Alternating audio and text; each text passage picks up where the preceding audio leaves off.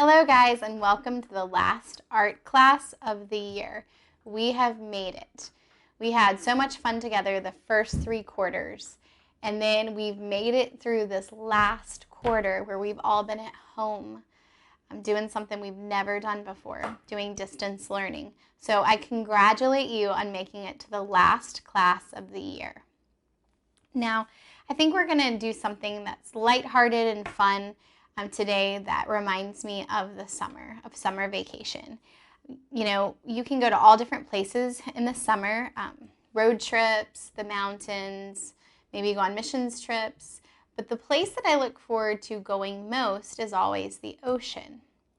And like many of you, I had plans to go to the beach in July. I don't know if that's still going to happen, but I still want to think about it because it's one of the sweetest times of the year. Now, for this project, we're going to be focusing on Acadia National Park, and that's in Maine.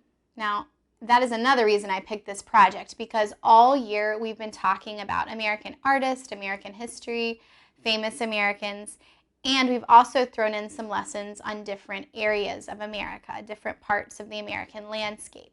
So I wanted to leave you with a little lesson on Acadia National Park.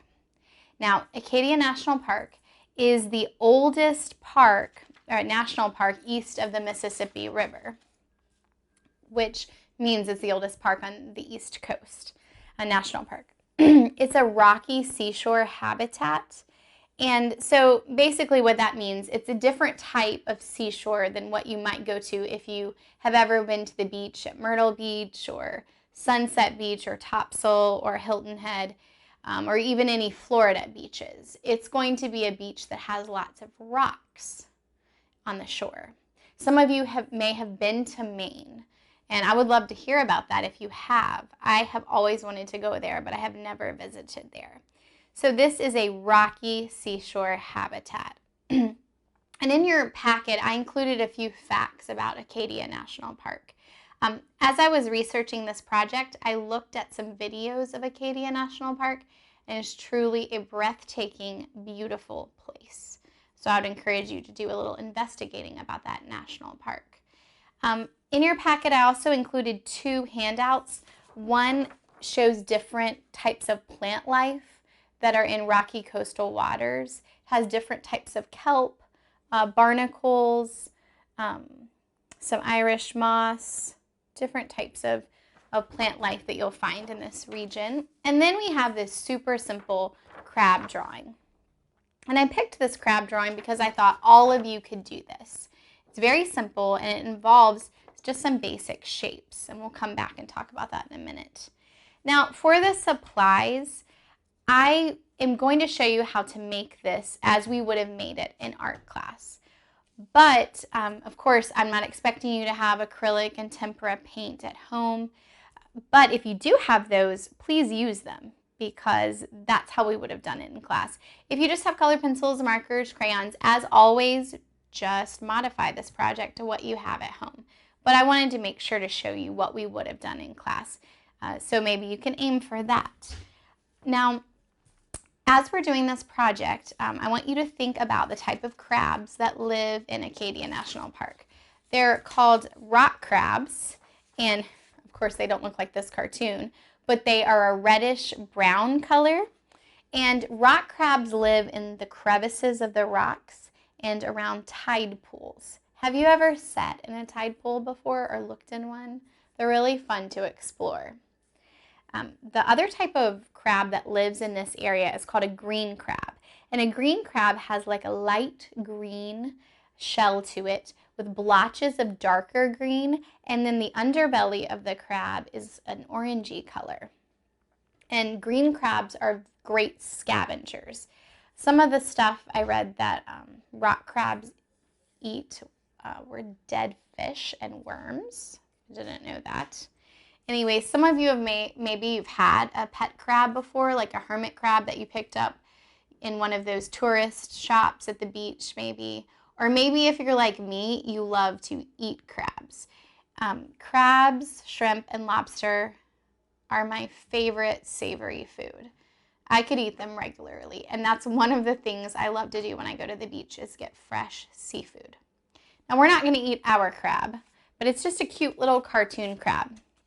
You can see here it's super simple, and it's made on painted paper or whatever you have at home. I made this on painted paper. Now let's talk about painted paper for a moment. It's something that we do every year in class. We'll make a couple projects using the idea of painting our own paper, because painted paper gives you the ability to really put some nice colors on your paper instead of just using a flat piece of paper. Okay, it gives lots of depth, and it's easy to do, and it's fun to do. In fact, a couple of you all last year, a couple classes last year, we created murals using painted paper as the paper we used to craft butterflies and neighborhoods. If you remember that, we painted lots of sheets of cardstock and construction paper and made a lot of texturized, layered, colorful paper to create those shapes and backgrounds. So the concept of making painted paper is really simple. You're just going to gather the colors you want. It's helpful to do it on colored paper because that gives you like a nice backdrop to add all your different colors. And you want to create kind of a textured brush stroke. So with this crab, I used, I don't know if you can see it in the camera, but I used reds and oranges and even a little bit of pink. And I just triple loaded the paint on my brush. I put it on a little palette, triple loaded it with different colors of paint, and I just dabbed it across the crab, all across it. Now, because I drew my crab out first. And later I thought, I shouldn't have done that. I should have painted the whole sheet of paper, let it dry, and then draw the crab out after it was dry. You can do it either way, but it's easier to do if you paint your paper first, if you're doing the painted paper method. And I thought about that when I was doing my kelp, and this I think was that Irish moss I did. I painted the paper first, as you can see right here. I used lots of different shades of green that I had. For this, I literally just put drops of them on this paper and just made little side vertical and horizontal brush strokes, created some thick paint. Some of this neon color was showing through. And then I flipped it over on the back, and I just looked at this rack and rockweed, and I just sketched out something that looked like this rockweed on the back of here and then cut it out. And I glued that and my Irish moss, they were both different pieces of painted paper, to this backdrop. And the backdrop was just a piece of blue paper. You can see the color in the back. Turquoisey blue. And then I just took blue and white and just layered paint on there. And you can see there's lots of different texture, and you can still see some of that turquoise showing through, which is what I wanted. So this has a lot more visual interest than just a flat piece of paper that doesn't have any paint on it. Create some texture and more vibrant colors. Plus, painted paper is so easy to do. Anybody can do it, and it still lets you have fun with paint. So at school, that's what we would have done.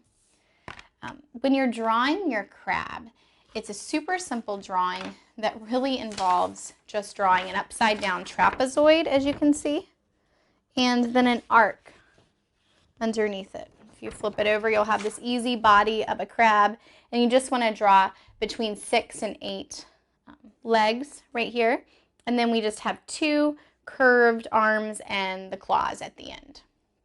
Super simple. Definitely want to include the eyes because they're fun. And then you can pick out any type of rocky coastal plant life to put anywhere in your background. Another idea I thought was to use like seashells maybe. You could put some seashells down here.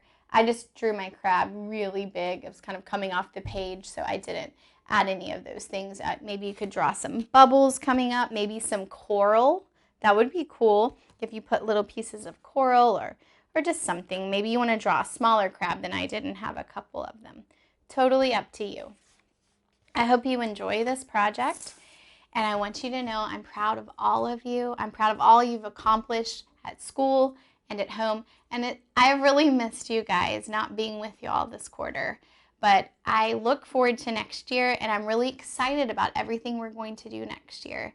Already making plans for it and the types of art we're going to be doing. And I hope you have a great summer.